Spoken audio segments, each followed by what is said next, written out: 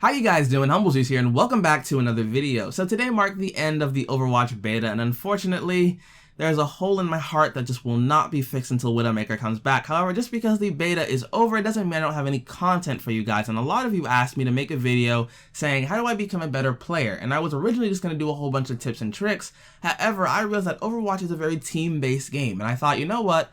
Let me switch it up a little bit and let me do two videos. One of which is this one, where I'll be telling you guys how to be a better team player.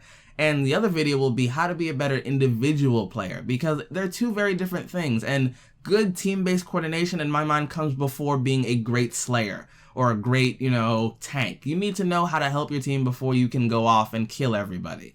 So I'm going to give you guys 3 tips in this video that'll help you be a better team player, and starting off with number 1 is be comfortable with characters. Overwatch has a lot of characters to play, and it might be tempting to jump in with characters like Genji, who's a ninja, a robot ninja. He looks cool. Or Tracer, the face of Overwatch, the bubbly, let me get in your face and let me teleport away character. Or let me play Widowmaker and let me make everybody cry because they can't get past me. It might be tempting to jump in with those characters. However, if you don't know how to play them or you're not comfortable with them, you can't help your teammates out. When you join a game, your team are like, okay, this guy is joined in, he's playing as so-and-so, he's going to pull his own weight. And then they see you trying and failing to do anything because you have no idea how to play the character. You're just like, they look cool, I want to play them. And I'm not saying you shouldn't play characters you want to play, but go out and learn how to play them first, and that way you can come in and be an asset to your team. I've run into characters like Junkrat, who are very technically easy to use, but very hard to master, and people who do master Junkrat are a pain in the butt. I've run into maybe 3 people who I thought were masters of Junkrat, and they owned us. They could not be stopped. However, I've also run into teams that have no idea what they're doing and no idea how to play the characters, and they just seem to be missing all the time. I've run into Pharahs who don't know how to shoot me with a rocket. I've run into Reapers who don't know how to flank. I've run into Hanzos who can't shoot. And I've run into Reinhardts who have no idea how to boost and end up running right off the map like an idiot. So learn to play the characters, go out into practice mode, play a little bit, get a feel for the characters and say, alright, I can use you, and you effectively. You guys, on the other hand, I don't know how to use yet, I'll have to come back to you. And guarantee you, your team will love having somebody who's competent. I'm not saying it to be like, oh, new players suck and they ruin the game, because everybody's going to start off newbie at some point. But you can be a little bit better if you just take the time out to say, alright, who can I play and who can't I play? Now, moving on to tip number 2, and this tip is actually really important, is be adaptable. When you start a game, you're oftentimes going to be told, okay, you guys need to have a builder, a tank, a defense, an assault, a healer, etc., etc., etc. And so the team will be built based off these rules. However, midway through the game, you might find out that the composition you set up at the start of the game is no longer needed, and you might need to switch characters. However, a lot of people are like, I'm not switching. I'm not going to switch. I want to play Reaper. I'm going to play Reaper. I want to play Reinhardt. I'm going to play Reinhardt. I'm going to play Tracer, and I'm not going to switch. And you end up losing the game and you start yelling at each other. And the reason you lost was because nobody wanted to switch. Oftentimes, halfway through a game, the other team is like, okay, our strategy is not working anymore. Let's switch it up a little bit. Let's get 2 Bastions, a Roadhog, and a Junkrat. And all of a sudden, you're just like, whoa, I have no idea how to handle this. They've just completely flipped the game, and no one seems to know what to do, so we lose.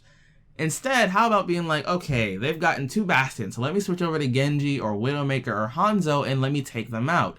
It's not hard, but a lot of teams don't do this, and oftentimes I've seen games where we could win, we could have easily won the game if somebody was just like, okay, I need to switch over. And oftentimes I'll do it if I notice a Bastion is camping, I'll switch over to Genji, jump in their face, deflect, and kill them, and then switch back over if I see the Bastion has left. Or if I need to counter somebody like Reaper, I'll switch to Pharah and just bomb him from the sky, or Junkrat and get rid of a Roadhog or something. It's very easy to take out these targets, but most people aren't willing to switch and do so. So be the bigger person on your team and just be like, you know what, I'll handle this, and adapt to the situation. Don't just sit there and hope that by running into there and dying again, you'll somehow change things. Now, the last and final tip to being a good teammate, and one of the most important tips, is to communicate with your team. Now, before you get mad and be like, oh, I don't want to go into voice chat, you don't have to. There's a typing system for a reason. You can chat with messages and just be like, hey, the Reaper is flanking us.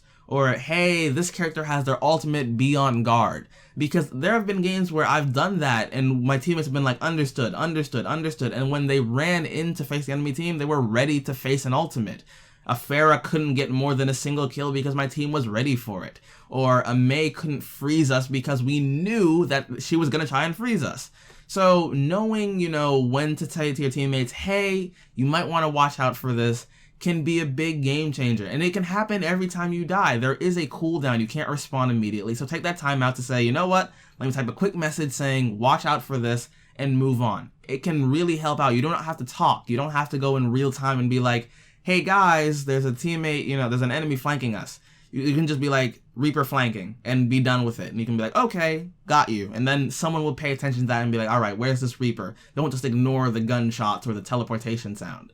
So communication is really key to this. And even if you're a healer or something, you can be like, I have my ultimate ready. I'm ready to res you guys, or give you guys a shield, or I have a teleporter ready. Where do you want it? Doesn't matter what class you're playing. Communicating with your team is the best way to move forward. If they know someone has an ultimate ready, your team can charge forward with confidence that they'll have someone who can wipe out the enemy team, or at least protect them from dying constantly.